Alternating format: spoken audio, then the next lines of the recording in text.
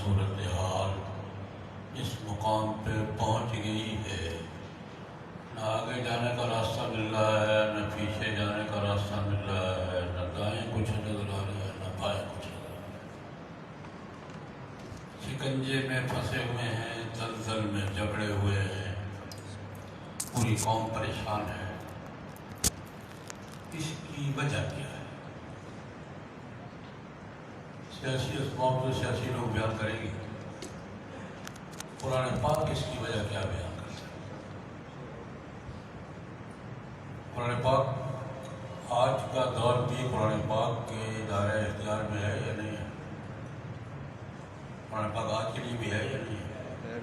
ماضی کے لیے تھا، آج کے لیے بھی ہے، آج سے 200 سال بعد کے لیے بھی یہی قرآن ہوگا۔ اور قرآن پاک ہمارے آج کے دور میں بھی ہماری رہنمائی کرتا ہے یا نہیں کرتا؟ اور ہمیں اس سے رہنمائی لینی چاہیے یا نہیں لینی چاہیے؟ اور اس کی رہنمائی کو قبول کرنا چاہیے یا نہیں کرنا چاہیے؟ یہ ماضی کا قصہ کیا تھا، اچھا کیا تھا، بہت اچھا کیا تھا، یہ بات سامنے رکھ کر کہ قرآن پاک آج کے لیے بھی ہے، ہم آج بھی قرآن پاک سے رہنمائی حاصل کرنے کے پابند ہیں اور اس رہنمائی پر عمل کرنے کے پابند ہیں۔ یہ بات ذہن میں رکھ کر ہمیں قرآن پاک سے پوچھنا چاہیے کہ کیا ہے۔ قرآن پاک کے 2-3 ارشادات ذکر کرنا چاہوں گا۔ اللہ رب العزت نے ایک جگہ ذکر فرمایا ہے، من اعرض عن ذکری فإن له معیشۃ ضنکا، جو میرے ذکر سے، میرے قرآن سے، میری تعلیمات سے انحراف کرے گا، اعراض کرے گا، اس کی معیشت کو میں تنگ کر دوں۔ من اعرض عن ذکری فإن له معیشۃ ضنکا، قرآن پاک کا ارشاد، اس نے میرے ذکر سے یعنی قرآن پاک سے اعراض کیا، روگردانی کی، اس کی معیشت کو کیا کروں گا؟ تنگ کروں گا۔ ایک بات سمجھنے کی ہے، انکار اور چیز ہے، اعراض اور چیز ہے۔ یہ کافروں کے لیے نہیں کہا جا رہا، یہ مان کر عمل نہ کرنے والوں کو نہیں کہا جا رہا ہے۔ انکار کرنا اور چیز ہے، مان کر نہ ماننا یہ اور چیز ہے۔ اعراض اسے کہتے ہیں منہ پھیر دینا۔ یہ کافروں کا حکم الگ ہے، مسلمانوں کا حکم الگ ہے۔ آج اس درس پہ میں نے بیان کیا تو ایک صاحب سے سوال کیا کہ کافروں پر کوئی معیشت تنگ نہیں ہے۔ میں نے کہا قرآن پاک یہ بھی بات بتاتا ہے، معیشت کے حوالے سے اور نتائج کے حوالے سے کافروں کے لیے قرآن پاک الگ احکام بیان کرتا ہے، ہمارے لیے الگ بیان کرتا ہے۔ تو قرآن پاک رسول ہے، قرآن پاک کہتا ہے من کان یرید العاجلۃ عجلنا لہ فیہا ما نشاء لمن نرید۔ کافروں کے لیے قانون یہ ہے، من کان یرید العاجلۃ عجلنا لہ فیہا ما نشاء لمن نرید۔ مسلمانوں کے لیے قانون کیا؟ من اراد الآخرۃ فسعی لہا سعیا وہو مؤمن فاولئک کان سعیہم مشکورا۔ مجھے دنیا پہ اکتفا دنیا چاہیے، بآخرت پر کوئی مسئلہ نہیں ہے۔ میں جو دنیا کا ہی ارادہ کرتے ہیں، دنیا ہی میرا، باقی کچھ نہیں ہے، ان کے لیے میرا قانون کیا ہے؟ میں اس کو دیتا ہوں ما نشاء لمن نرید، وہ بھی سب کو نہیں دیتا، جتنا چاہتا ہوں جس کو چاہتا ہوں دے دیتا ہوں۔ عجلنا لہ فیہا ما نشاء لمن نرید، جو دنیا ہی چاہتا ہے، آخرت کا کوئی تصور نہیں ہے، اس کے لیے میرا قانون کیا ہے؟ عجل دے دیتے ہیں، لیکن ہر ایک کی مراد پوری نہیں ہوتی۔ ما نشاء لمن نرید، جتنا چاہتے ہیں، جس کو چاہتے ہیں دے دیتے ہیں، اب معاملہ ختم۔ ثم جعلنا لہ جہنم، یہ قانون کس کے لیے ہے؟ جو صرف دنیا کی بات کرتے، آخرت کی بات نہیں کرتے، جو کافر ہیں۔ ومن اراد الآخرۃ، جس کے تصور میں آخرت بھی ہے، وسعی لہا سعیا، صرف تصور نہیں، اس کے لیے محنت بھی کرتا ہے، وہ مومن صرف محنت نہیں، مومن بھی ہے، اور آئے کا کانا سائی ہم مشغولہ، اس کی کوئی نیکی ہم ضائع نہیں کرتے، اس کی کوئی کوشش ہم ضائع نہیں کرتے۔ اس لیے مسلمانوں کے لیے ضابطہ الگ ہے، کافروں کے لیے ضابطہ الگ ہے۔ یہ من اعرض عن ذکری فإن له معیشة ضنکا، یہ مسلمانوں کے لیے ہے کہ مان کر بھی نہیں مانتے، جو میرے ذکر سے، قرآن سے اعراض کرے گا، منہ پھیرے گا، ہماری معیشت تنگ کرتا چلے گا۔ یہ قرآن پاک کا اصولی فیصلہ ہے۔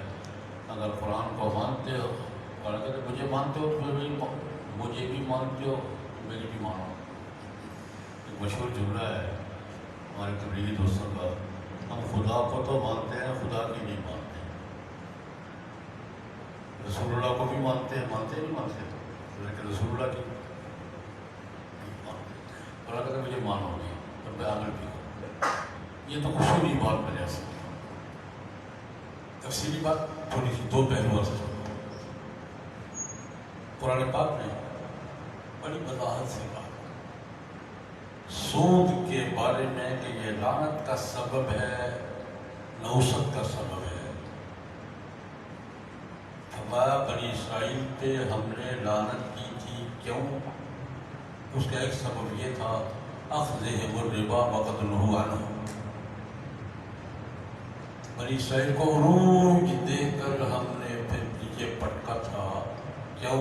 بہت سے اسباب بیان کیا، ان میں یہ تھا اخذہم الربا وقد نہوا عنہ، ہم نے سود سے منع کیا تھا، انہوں نے چھوڑا نہیں۔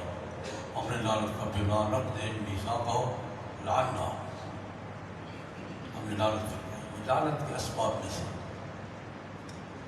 ایک جگہ قرآن پاک نے یہ کہا ہے یمحق اللہ الربا ویربی الصدقات، سود معیشت کی کمزوری کا سبب بنتا ہے، بے برکتی کا سبب بنتا ہے، اور صدقات برکت کا سبب بنتے ہیں۔ محق کسے کہتے ہیں؟ میں اس کا پنجابی ترجمہ کرتا ہوں۔ محاق کہتے ہیں چاند 14 راتوں میں مکمل ہوتا ہے، اس کے بعد جب کم ہونا شروع ہوتا ہے اس کا محاق کہتے ہیں، چاند میں گولڈا لگ گیا، یہی کہتے ہیں نا۔ محاق کسے کہتے ہیں؟ 14 دن 15 دن کے بعد پھر چاند کو کیا ہوتا ہے؟ کم ہونا شروع ہوتا ہے، اور کہاں تک کم ہوتا ہے پھر ڈھونڈنا پڑتا ہے، گیا کدھر؟ پھر اعلان کمیٹی بیٹھتی ہے، علماء ایک جگہ نہیں 20 جگہ بیٹھتی ہے، لب ہو جاتے کتنے گئے، تلاش کرنا پڑتا ہے۔ اس کو محاق کہتے ہیں۔ اس کا مطلب یہ ہے کہ سود سے معیشت کو ریورس کیا جاتا ہے۔ یمحق اللہ الربا کا عمومی مفہوم کیا بیان کر رہا ہوں؟ جس نظام میں سود آ جائے گا اس کو ریورس کر لگ جائے گا، گولڈا لگ جائے گا، اور جس نظام میں صدقات ہوں گے وہ بڑھے گا، یہ اللہ پاک نے لیکن آگے تفصیل بھی کی ہے۔ قرآن پاک ابہام نہیں رہنے دیتا۔ اما آتے تو من زکات تریدون وجہ اللہ اولئک هم المفلحون، قرآن کیا کہتا ہے؟ تم سود دیتے ہو لیربوا فی اموال الناس، تاکہ لوگوں کے مال میں کیا اضافہ ہو، فلا یربون اللہ، تسلی رکھو اضافہ نہیں ہوگا۔ قرآن یہ کہہ رہا ہے تم سود کا کاروبار اس لیے کرتے ہو کہ مالوں میں کیا ہو، اضافہ ہو، فلا یربون اللہ، اللہ کے کاروبار میں اضافہ نہیں ہوگا۔ ما آتیتم من زکات تریدون وجہ اللہ اولئک هم المفلحون، تم زکات وغیرہ دیتے ہو نا اللہ کی رضا کے لیے، اس سے بعد میں نفع ہوتا ہے۔ اس سے زیادہ صراحت کی ضرورت ہے کہ سود معیشت میں ریورس گیئر کا سبب ہے، گولڈا لگنے کا سبب ہے، سود معیشت میں نقصان کا سبب ہے، اور سودی معیشت لعنت کو لاتی ہے، رحمتوں کو روکتی ہے۔ یہ قرآن پاک کا فیصلہ ہے، ہم ابھی تک نجات حاصل نہیں کر سکتے۔ ہو گئی ہے؟ کتنی بار ہم نے فیصلے کیے ہیں دستور میں، کتنی بار فیصلے کیے ہیں عدالتوں نے، 35 سال اور 3-4 فیصلوں کے بعد اب وفاقی شدید عدالت نے حتمی فیصلہ کیا ہے اس کو ہم مان رہے ہیں یا اپیلوں کے چکر میں پڑے ہوئے ہیں؟ اس لیے اللہ رب العزت کی اس بات پہ شاپ کو ہمیں نظر انداز نہیں کرنا چاہیے. ہم صرف اعراض نہیں کر رہے، ہم تو لڑائی لڑ رہے ہیں.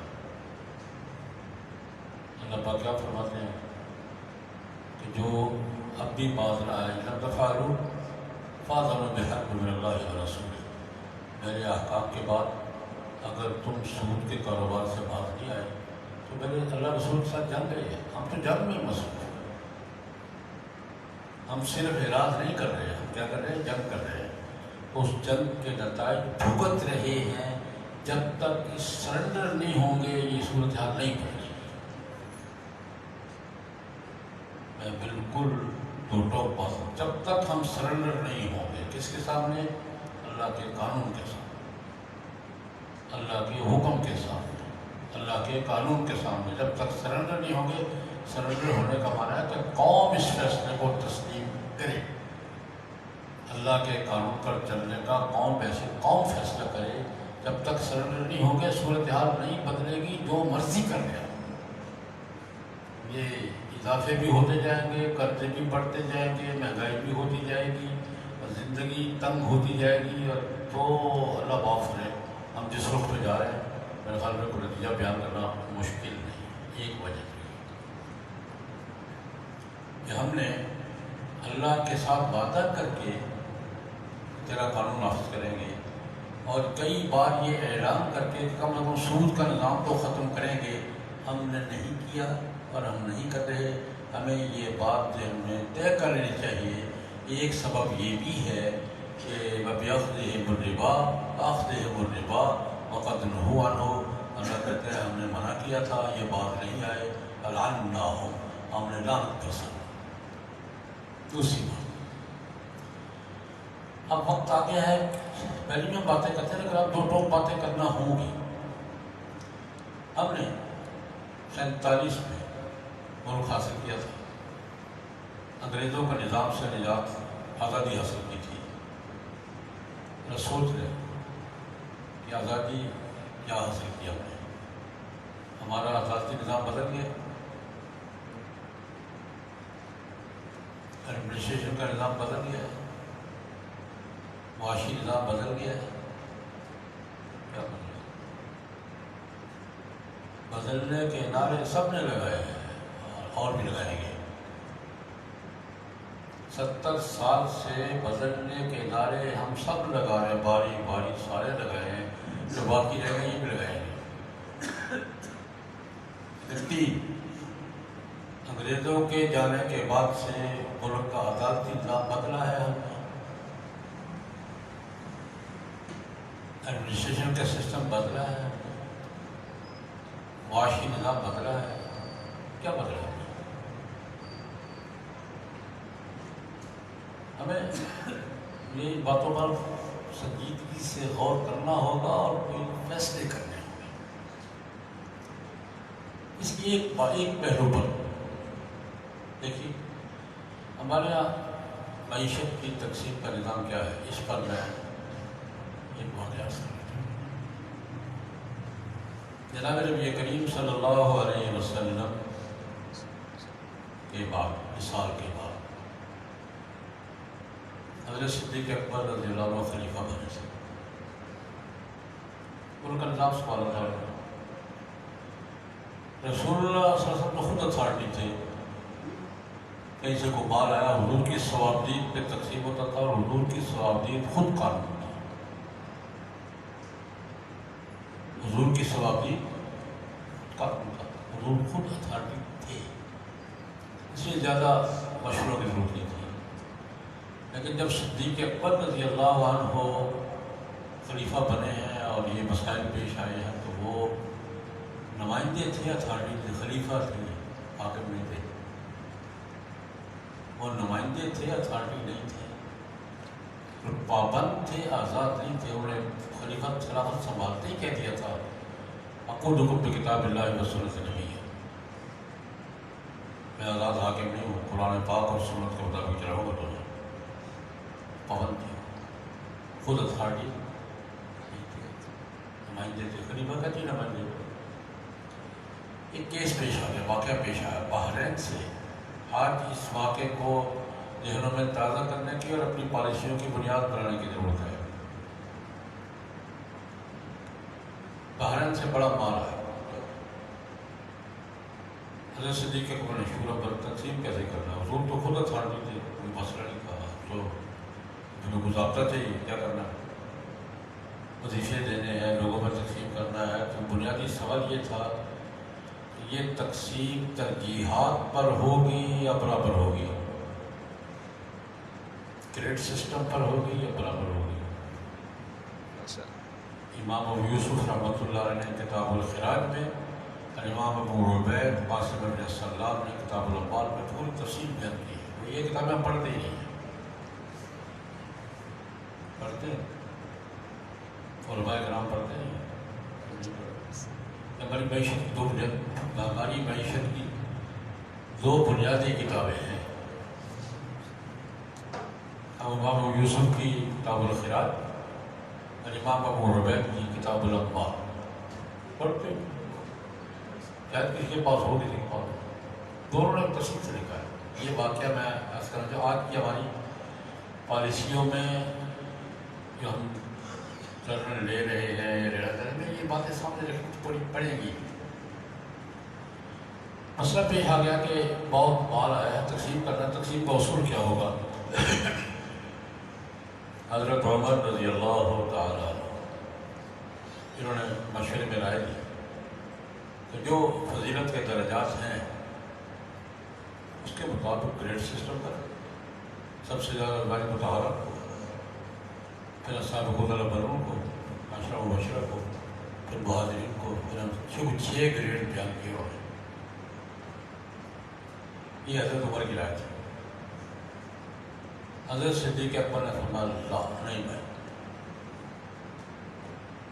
بڑا تاریخی جملہ فرمایا، هذه معیشۃ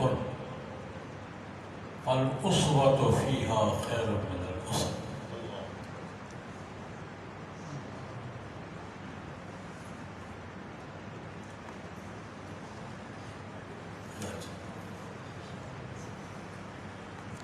هذه معیشۃ فالأسوة فیہا خیر من الأسرہ۔ یہ حقوق کی بات ہے بھائی، یہ معیشت کی بات ہے، برابری کروں گا، کوئی ترجیح کروں گا۔ یہ کس کا اعلان تھا؟ حضرت صدیق کا نہیں کی۔ 2 سال 3 سال تقسیم کیا برابری، جو ازواج مطہرات کو دیا وہی عام شہری کو دیا، جو مہاجرین کو دیا وہی انصار کو دیا، اور کوئی فرق نہیں فرمایا، برابر تقسیم کروں گا۔ 2.5 سال کے بعد حضرت عمر رضی اللہ تعالیٰ عنہ تشریف لائے۔ ان کی رائے وہ تھی، انہوں نے گریڈ سسٹم کیا، 12,000 10,000 8,000 4,000 5 6 یہ گریڈ سسٹم 10 سال ٹھیک، وہ بھی خلیفہ راشد تھے، ان کا حکم بھی نافذ تھا۔ 10 سال کے بعد حضرت عمر رضی اللہ تعالیٰ عنہ نے جب یہ دیکھا کہ اس تقسیم کے اثرات معاشرے میں منفی ہو رہے ہیں، کتاب الخراج میں ابو یوسف ان کے اعتراف سے بھائی فرمایا کہ بھائی وہ مابق بات ٹھیک تھی، یہ تو اس کے اثرات بہت ٹھیک نہیں ہو رہے، تو میں واپس جا رہا ہوں حضرت صدیق اکبر کی رائے پر، اور اگلے سال میں برابر کی بنا پر تقسیم۔ لیکن خیر فقہا کہتے دونوں کی گنجائش ہے۔ اس اختلاف کا معنی نہیں کہ اختلاف تھا، یہ آپشن تھے، ضرورت کے مطابق وہ بھی ٹھیک ہے، ضرورت کے مطابق یہ بھی ٹھیک ہے۔ آج کل کس پہ عمل ہو رہا ہے؟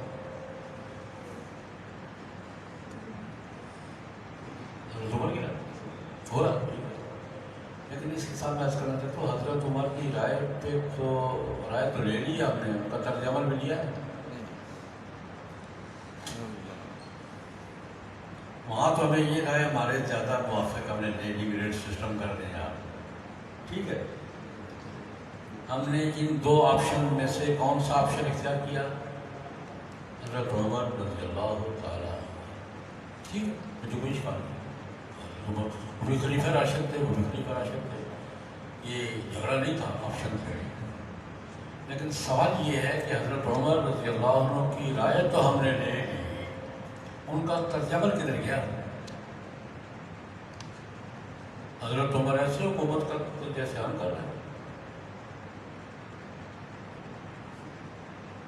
ان کا طرز حکمرانی کیا تھا؟ اس پر ایک حوالہ دے کر بات سمیٹ ہوگا. آج ہماری اب ہمیں واپس جانا ہوگا، ہمیں 0 پوائنٹ پہ واپس جانا ہوگا. ہمارے پچھلے چیف جسٹس تھے افتخار محمد، یاد ہے؟ افتخار چودھری یاد ہے؟ یاد ہے؟ اللہ پاک سلامت رکھے. ایک کیس تھا ان کے سامنے کرپشن کا. ایک جنہوں نے ریمارکس دیے، میں نے اس پر کالم لکھا تھا. انہوں نے کہا اس دور میں چیف جسٹس کی حیثیت سے، چیف جسٹس کی مسلط پر بیٹھے ہوئے کیس کی سماعت کرتے ہوئے ریمارکس دیے تھے. انہوں نے کہا ہماری سب سے بڑی بیماری کرپشن ہے. ہماری پاکستان کی سب سے بڑی قومی بیماری کیا ہے؟ کرپشن.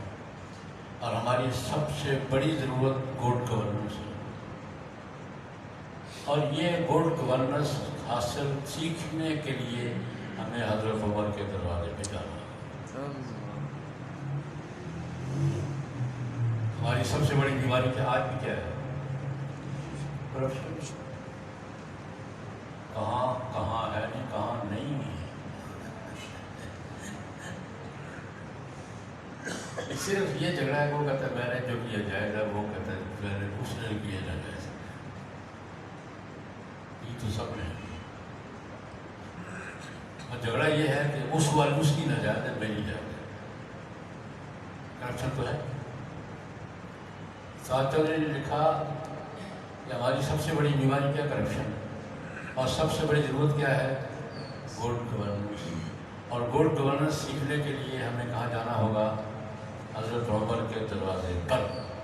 میں بھی یہی بات کہوں گا، حضرت عمر کی رائے تو لے لی ہے، حضرت عمر کے دروازے پر جا کر ان سے حکومت کا طریقہ بھی سیکھو. جب تک ہم خلفائے راشدین کے ہدایات پہ واپس نہیں جائیں گے، 0 پوائنٹ پہ واپس نہیں جائیں گے، کوئی مسئلہ حل نہیں ہوگا. اللہ پاک حالات میں رحم فرمائے. حضرت مولانا مفتی حبیب الرحمان درخواست کی دعوت پر رکھواس ہو.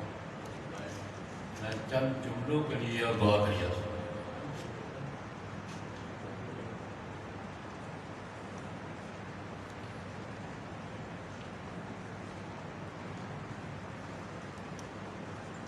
الحمدللہ رب العالمین والصلاة والسلام علی سید الرسل وخاتم النبیین وعلی آلہ وصحبہ اجمعین. قال النبی صلی اللہ علیہ وسلم تمسکوا بسنتی وسنت الخلفاء الراشدین المہدیین. صدق اللہ مولانا العظیم وصدق رسول النبی الکریم. ہم تو حضرت کا درس سننے کے لیے قریب پہنچ گئے تھے. تعمیل حکم کے لیے جو کچھ وہ فرما رہے تھے، میں سمجھتا ہوں وہ صرف ہماری رہنمائی کے لیے نہیں. جب اللہ جل جلالہ نے ہمیں انہی حضرات کی اطاعت کا پابند فرمایا ہے. اہدنا الصراط المستقیم صراط الذین انعمت علیہم. منعم علیہم کون ہیں؟ اولئک الذین انعم اللہ علیہم من النبیین والصدیقین والشہداء والصالحین. نبوت نے ہمیں کہتے ہیں نا، جاتے ہوئے بابا کیا وصیت فرما گئے، حضور جاتے ہوئے کیا فرما گئے؟ تمسکوا بسنتی وسنت الخلفاء الراشدین المہدیین. ہم معاشی طور پر بھی، سیاسی طور پر بھی، ایمانی طور پر بھی، جب تک ہم خلفاء راشدین کے دروازے پر نہیں جائیں گے، ہمیں ہر طرف سے اندھیرا ہی اندھیرا ملے گا. دین، ایمان، اسلام اللہ جل جلالہ نے ہمارے لیے صرف وہی ارشاد فرما دیا ہے جو نبوت کو دیتی ہے. اس کے علاوہ کوئی ایک لفظ بھی نبی سے کراس کر کے ہمارے پاس نہ آ سکتا ہے، وہی کا سلسلہ بند ہے، اور نہ ہی تلاش کر کے ہم تلاش کر سکتے ہیں، کریں گے تو وہ گمراہی ہو جائے گی۔ جس طرح پروردگار عالم جل جلالہ نے دین اسلام قیامت تک آنے والی انسانیت کی فلاح و کامیابی کے لیے جناب محمد عربی صلی اللہ علیہ وسلم کی ذات اقدس کو ہی بنا دیا، تو حضور اکرم صلی اللہ علیہ وسلم نے بھی ہمیں فلاح اور ہدایت کے سارے راستے خلفائے راشدین کا طرف موڑ کر دے دیے۔ ان سے ہٹ کر ہمیں بھی ہدایت کا ملنا مشکل ہے۔ حکومتیں چلانی ہے، سیاست کرنی ہے، 5 وقت کی نماز پڑھنی ہے، ذکر کرنا ہے، اللہ اللہ کرنا ہے، شادی کرنی ہے، کسی سے مصافحہ کرنا ہے، کسی سے اختلاف کرنا ہے، تمسکوا بسنتی وسنت الخلفاء الراشدین المہدیین۔ ہمیں لوگ بنیاد پرست ہیں، ان کی مرضی، ہمارا دین یہی ہے۔ آج بھی ہر مومن کے دل میں اللہ، اس کے رسول صلی اللہ علیہ وسلم اور تربیت یافتگان رسول، تلامید رسول اللہ صلی اللہ علیہ وسلم، صحابہ کرام کا نام ہر ایک کے دل میں موجود ہے، کھٹکتا ہے۔ پھر ان میں سے خلفائے راشدین خصوصاً، تو یہی بات وہی ہے جو حضرت فرما رہے تھے، اسی بات کی تائید میں نے 2 لفظ کہہ دیے ہیں کہ جب ہمارے اندر وہ صلاحیت نہیں ہے، ہماری قسمت نہیں، تو پھر ہماری قسمت میں کامیابی اور ہدایت تو نہیں ہو سکتی، جوتے پڑ سکتے ہیں۔ ہم آگے جائیں گے، اب ایسے حالات آ رہے ہیں کہ انسان کو کاٹے کھا جائے۔ بنیادی غلطی وہی ہے کہ ہم اسی لین سے یوں ہٹ گئے ہیں تو پتہ نہیں کتنے فاصلے ہو جاتے ہیں۔ یہ دیکھو تو یہ لین ہے نا، یوں ہٹ گئے، میرا خیال ہے یہ 50 میل کے فاصلے ہو جائیں گے۔ آپ اس کو لے کر تو چلیں نا، کہاں چلے جائیں گے؟ بظاہر ہم کوئی ایک بات کہہ کر کہہ دیتے ہیں کوئی حرج نہیں، ہم نے تو یہ 2 لفظ کہہ دیے اور ہم کہاں پہنچ گئے۔ بس اس کی مزید مثالیں اور آگے چلانے کی ضرورت نہیں، یہ درس اور اس کا یہ وقت ہے، اس لیے ہمیں راسخ العقیدہ ہونا چاہیے، مضبوط ہونا چاہیے، لوہے کی لٹ سے بھی زیادہ مضبوط ہونا چاہیے۔ ساری دنیا ہمیں تانا دے کہ بیوقوفوں وہ بھی تو انسان تھے، تم ان کے اتنے کیوں پابند ہو رہے ہو؟ وہ ایسے انسان نہیں تھے جیسے ہم تھے، نبوت نے اس کو پڑھایا تھا۔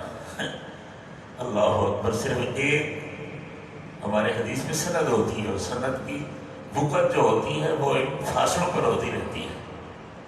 امام بخاری کبھی ثلاثیات دیتے ہیں، نعرے لگ جاتے ہیں، یہ وحدانی سند ہے، صرف نبوت کا فاصلہ ہے۔ نبی بھی خدا کا شاگرد ہے، صحابہ بھی خدا کے شاگرد ہیں، وہ بلا واسطہ ہے اور یہ ایک واسطے کے ساتھ ہے، اور اس کو دیکھ کر نبوت نے ہمیں مہر لگا دی ہے، ایک ایک بات پر فرما دیا ہے۔ یہی وجہ ہے اہل سنہ والجماعت اور دوسرے طبقات کا کہ ہم حضور کے شاگردوں کو، حضور کے یاروں کو بھی حجت مانتے ہیں۔ بس اتنے لفظوں میں عرض کروں گا کہ ہم اپنے نظریات کو، ہم اپنے تفکرات، اپنی سوچ کے زاویے سارے کے سارے صحابہ کی طرف متوجہ کریں، تاکہ ہمارا زاویہ حضور تک پہنچ جائے، اور حضور تک پہنچنے کے ساتھ ہمارا زاویہ خود اللہ کی طرف پہنچے۔ تو بس اتنے لفظوں میں عرض ہے، اور اس کو صراحت کیا گیا ہے۔ حضور نے بھی فرمایا جو ان کی پیروی کریں گے وہ میری ہوگی۔ پھر فرما دے جو میرے، اللہ نے فرما دیا جو میرے محمد کی پیروی ہوگی، میرے اللہ فوج میری ہوگی۔ میت رسول فقد اطاع اللہ۔